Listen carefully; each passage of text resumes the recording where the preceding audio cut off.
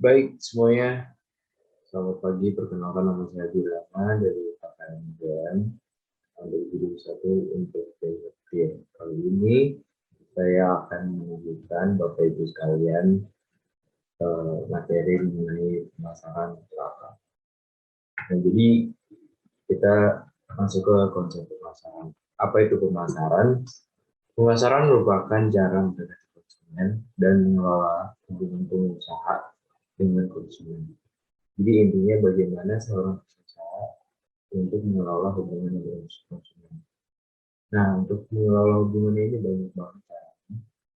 Yang paling pertama adalah eh, adanya komunikasi. Nah, bagaimana caranya pengusaha bisa berkomunikasi dengan konsumen?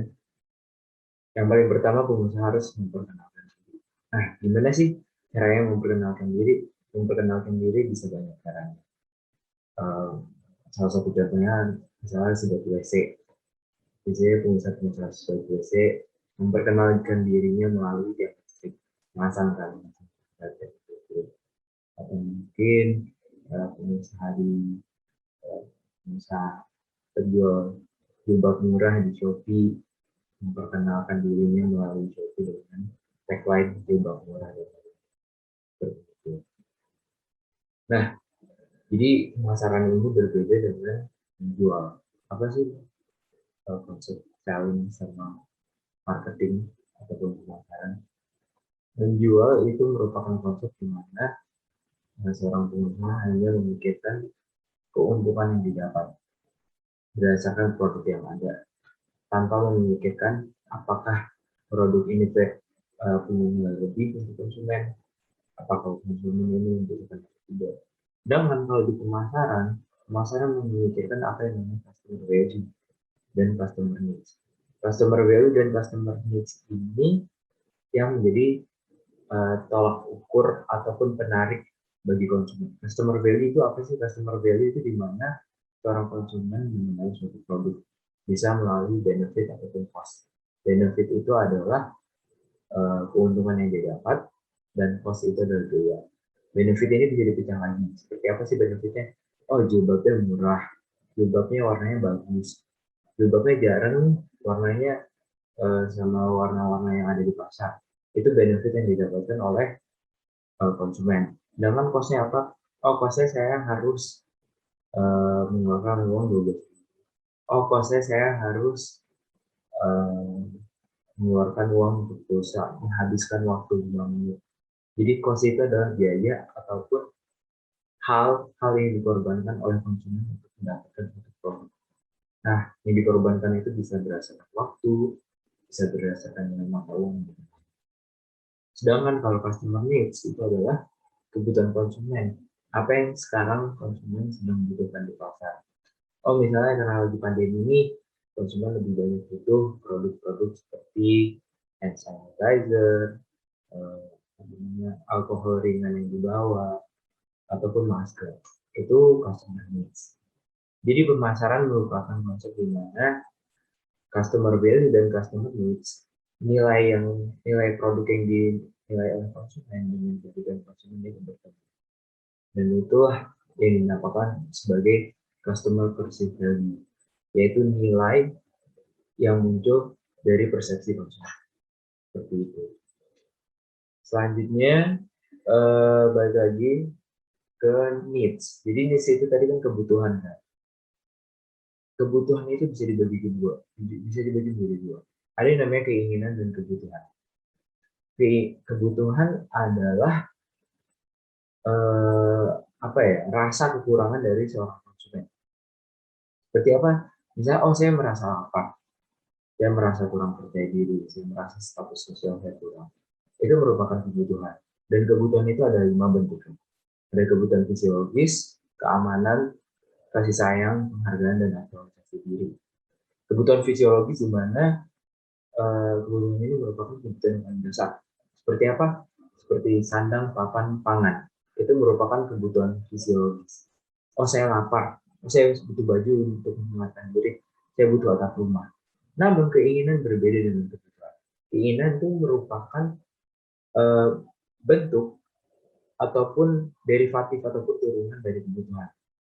Misalnya, kalau saya butuh rumah, semua orang pasti butuh rumah.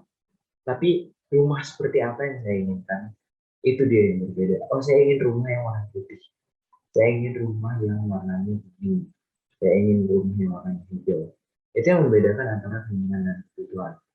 Keinginan dapat bermacam-macam bentuk, tapi kebutuhan hanya berbentuk satu ataupun dua macam. Jadi kebutuhan itu pokok, sedangkan keinginan merupakan turunan. Oh, saya lagi lapar. Oh, saya hari ini pengen makan ketoprak. Saya lapar, saya butuh makan, itu kebutuhan dasar. Tapi kita pengen makan apa itu yang uh, membuat produk-produk yang ada di pasar itu berbeda. Oh, saya ingin makan McD, saya ingin makan gudeg, saya ingin makan jangkrik goreng, seperti itu. Lalu lanjut lagi ada safety needs. Safety needs merupakan kebutuhan keamanan, di mana konsumen ingin merasa aman atas produk yang diterima. Apakah produk ini aman digunakan? Apakah produk ini halal? Dan social needs. Oh, apakah dari produk ini ada kebutuhan sosial yang ingin saya penuhi? Contohnya, oh saya ingin menggunakan hijab agar saya tidak dipersekusi oleh warga sekitar. Oh, saya ingin ke gereja atau misalnya ke masjid biar dikatakan sebagai alim. Atau misalnya, oh saya ingin menggunakan tas-tas mahal seperti Gucci, seperti Supreme, dan lain-lain karena ingin divalidasi ataupun ingin dilihat status sosialnya tinggi. Itu social needs. Misalnya ada ibu-ibu yang pakai apa namanya, pakai ring itu apa sih, pakai cincin, pakai berlian, pakai anting untuk pengajiannya itu karena pengen dilihat, oh saya ini sebenarnya makmur loh. Nah lanjut lagi ada esteem needs. Esteem needs itu kebutuhan untuk dihargai. Jadi apakah produk yang kita beli ini dapat membuat kita merasa dihargai oleh orang lain? Itu balik lagi, itu merupakan turunan dari social needs. Apakah saya diakui dengan produk ini oleh teman-teman saya? Sampai terakhir ada aktualisasi diri. Aktualisasi diri merupakan capaian tertinggi. Oh, saya pengen menjadi orang yang sangat kaya.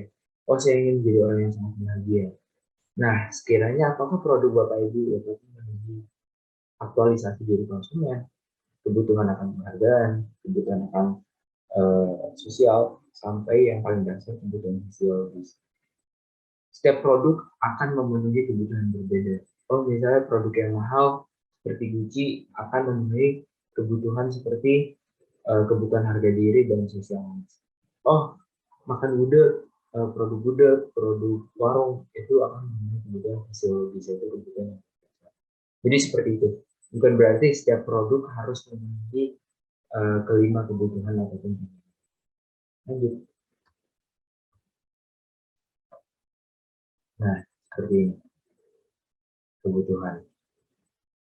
Itu teh lelang. Ini sebenarnya keinginan ingin teh lelang untuk sehat, ingin kerja untuk bisa makan, ingin KFC untuk istri yang sedang nikah. Seperti itu. Pada prakteknya nanti Bapak Ibu akan dihadapi oleh yang namanya branding. Branding ini seperti identitas dari perusahaan Ibu Bapak. Oh, bagaimana visualisasi dari perusahaan Ibu Bapak? Warna warna warna perusahaan Ibu Bapak apa? Logonya seperti apa? Hasilnya seperti apa? Itu yang akan menentukan dari branding dari Ibu Bapak sendiri. Branding ini seperti wajah istilahnya. Oh, misalnya kita punya teman namanya Bagus, suaranya berat, mukanya tidak terlalu tampan, tapi dia adalah orang yang lucu. Itu merupakan branding. Sama seperti usaha Ibu Bapak. Seperti apa warna yang digunakan pada logo, baju pekerja, teksnya seperti apa, fontnya seperti apa, dan lain-lain. Auditori, oh misalnya Bapak Ibu sering menggunakan lagu kincir-kincir untuk video profile seperti itu. Lalu strategi lainnya ada strategi harga. Ada yang namanya skimming dan penetration pricing. Jadi strategi harga penetrasi merupakan di mana usaha apa ya, kiat-kiat pengusaha untuk memasuki pasar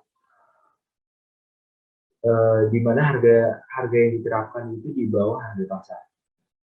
Jadi misalnya Shopee waktu masuk ke Indonesia melawan Zalora, strategi yang Shopee gunakan adalah pricing penetration, di mana Shopee menerapkan harga-harga produk di bawah. Lalu ada skimming. Strategi skimming ini biasanya berguna bagi produk-produk premium ataupun teknologi. Biasanya HP-HP seperti iPhone, Samsung, mereka menerapkan harga yang sangat tinggi. Namun jika life cycle ataupun jangka waktu hidup produk tersebut sudah mendekati titik nol, maka harganya akan diturunkan. Titik nol itu artinya udah basi, konsumen udah nggak mau, seperti itu. Baik, seperti ini strateginya. Pricing strategis bisa ada sekitar 7. Ada cost plus, marginal, dan jika ada yang Bapak Ibu tanyakan bisa menghubungi WhatsApp saya. Lalu lanjut, kita ada point of parity dan point of difference. Apa itu point of parity dan point of difference? Point of parity di mana standar ataupun industri memiliki kesamaan ataupun kewajiban. Sedangkan point of difference merupakan titik perbedaan. Akan saya contohkan. Misalnya industri ayam goreng ataupun ayam KFC. Industri ayam tepung goreng. Siapa saja pemain industrinya? Ada Olive, ada KFC, ada McDonald. Apa sih standar industri ataupun kesamaan yang wajib dimiliki? Oh, tepungnya harus crispy, warnanya harus kuning, rasanya harus asin, dan harus disediakan saus tomat dan saus sambal karena orang Indonesia sudah pedas. Itu point of parity, di mana suatu industri ataupun suatu pasar memiliki kewajiban yang wajib dimiliki. Lalu ada point of difference, titik perbedaan. Oh, misalnya ayam KFC lebih gurih nih kulitnya, atau misalnya ayam McD lebih asin. Itu dia titik pembeda. Jadi kalau misalnya semua produk sama, tidak ada pembedanya, konsumen tidak akan mengingat produk Bapak Ibu. Nah, di sini point of difference yang harus dimainkan, yaitu bagaimana produk Bapak Ibu bisa berbeda dari produk lain. Tapi produk Bapak Ibu juga harus memiliki kesamaan dengan produk ataupun pesaing lain yang dimana itu merupakan standar. Oh, misalnya kayu jatinya harus yang umur 50 tahun atau 30 tahun biar kualitasnya bagus, karena pesaing-pesaing lain juga 30 sampai 50 tahun. Oh, harga pulsa saya harus 3.000 sampai 5.000, maksud saya 50.000, karena pesaing juga menerapkan harga yang sama. Jadi untuk dapat bersaing harus ada point of parity, tapi di satu sisi juga harus ada point of difference agar konsumen dapat mengingat produk Bapak Ibu. Lalu di sini ada strategi segmentasi, targeting, dan positioning. Saya akan menjelaskan segmentasi saja. Jadi segmentasi ini bagaimana caranya Bapak Ibu membagi pasar yang ada. Pasar sangat besar, orang sangat banyak. Bagaimana cara kita membaginya? Oh, bisa lewat demografi. Kira-kira konsumen saya seperti apa sih? Oh, konsumen saya umurnya 40 tahun ke atas.